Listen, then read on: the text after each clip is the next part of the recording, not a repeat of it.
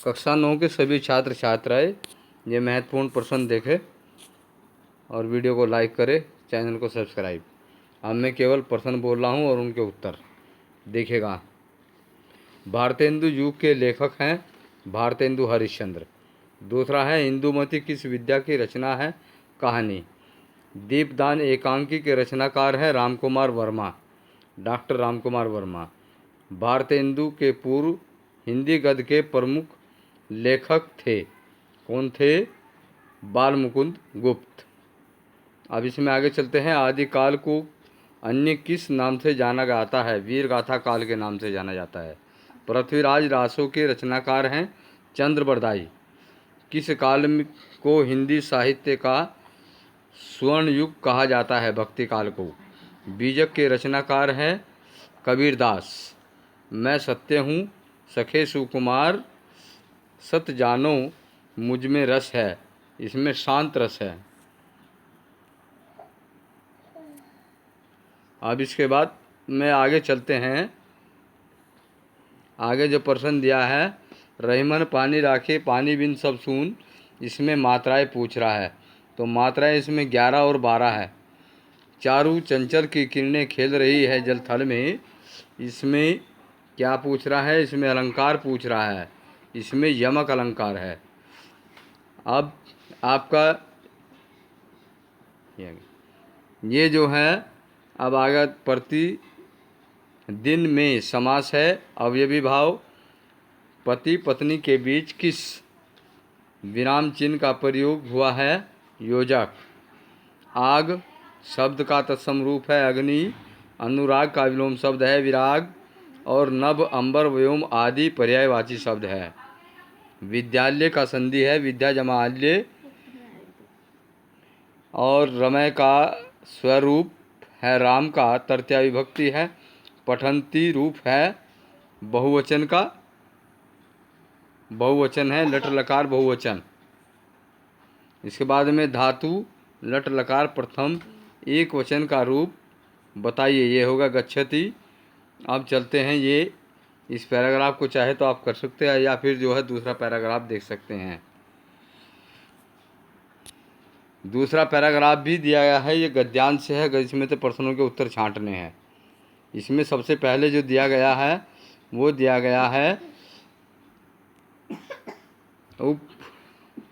उपरोक्त गद्यांश के पाठ के लेखक का नाम लिखिए। पाठ का नाम और लेखक का नाम लिखना है। रेखांकित अंश की व्याख्या करनी है। और संसार में कौन से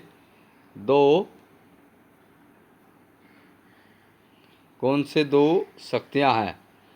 तो इसमें दिया है। अब आगे चलते हैं। निम्नलिखित पद्यांश की संदर्भ सहित व्याख्या कीजिए। अब इसमें जो जैसे कहे रहीमन संपत्ति सगे जनत बहुत बहुरीति, ये दिया है विपत्ति कसौटी जय कसे ते ही सांचे मीत। अब इसमें इसका अर्थ लिखना है, चाहे तो इसका अर्थ लिख दें चाहे इसका लिख दें। तो इसमें रहीमदास जी इसका वर्णन करते हुए कहते हैं कि संपत्ति जो है, धन जो है, वो श्रम के द्वारा प्राप्त होता है। अर्थात ज्ञान हमें मेहनत से मिलता है। सगे बनत बहु रीति, सगे जो है सभी अपने हो जाते हैं।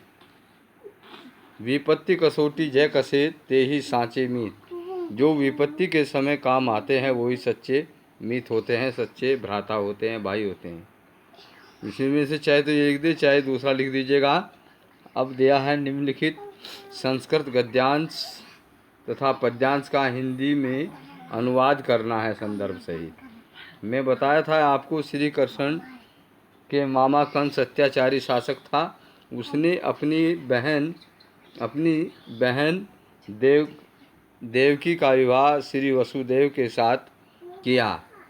परंतु तभी आकाशवाणी हुई, विवाह के पश्चात तभी आकाशवाणी हुई कि इसके द्वारा जन्मे पुत्र से तुम्हारी मृत्यु हो जाएगी, तथा उनको उसी समय बंदी बना करके कारागार में डाल दिया गया और कारागार में ही श्री कृष्ण का जन्म हुआ।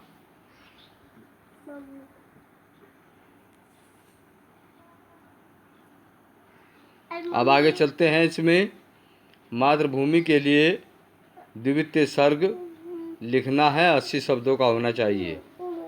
फिर आता है इसके बाद में कवियों में से किसी एक का जीवन परिचय देना है,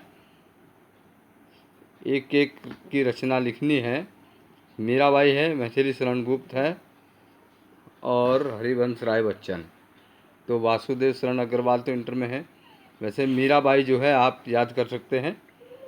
फिर इसके बाद में कवि में आते हैं प्रेमचंद, महादेवी वर्मा और काका कालेकर। महादेवी वर्मा याद कर लेना।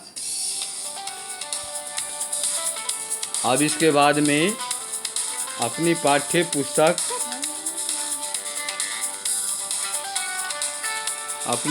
पुस्तक से याद किया हुआ कोई श्लोक लिखना है जो याद किया हुआ है।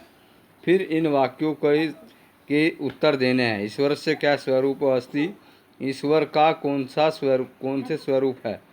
हाँ, तो अनेके लिखना है, अनेके स्वरूप। राम कस्मिन् वंशे उत्पन्नः आसीत्, रामः रघुकुल वंशे उत्पन्न आसीत्। अब इसमें से दो वाक्यों की संस्कृत बनानी है, वाक्यों में प्रयोग करना है इनका।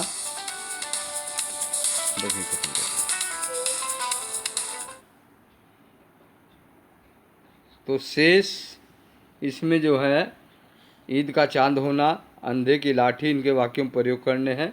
स गच्छति वह जाता है, बालिका पठति बालिका पढ़ती है। अपने प्रधानाचार्य को पत्र लिखना है, छुट्टी का लिख दो और चाहे फीस माफ़ी का। तो सभी बच्चे वीडियो को लाइक करें, सब्सक्राइब करें।